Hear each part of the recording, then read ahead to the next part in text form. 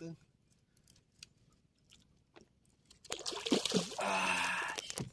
นี่มาแล้วรอบเช้าเดี๋ยว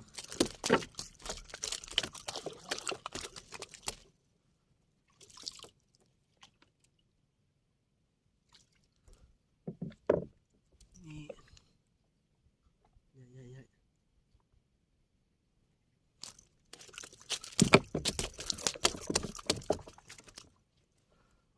เลยทุกคน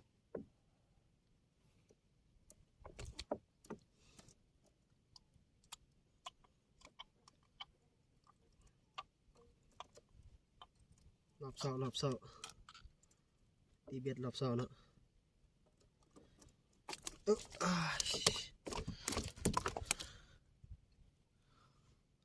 งาม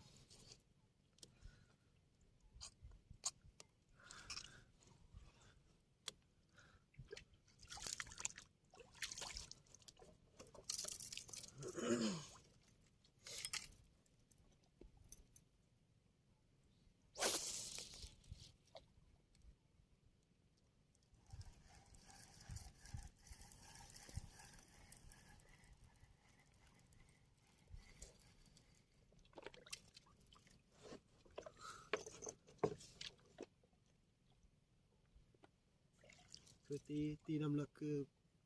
ตีประสูตรน้ำลกตีประสูตรน้ำเลิกคือให้มันบอนแล้วก็ตีไปว่ามันบอนแบบมันไล่กันมันจะกินดีกว่ายามเช้าเลย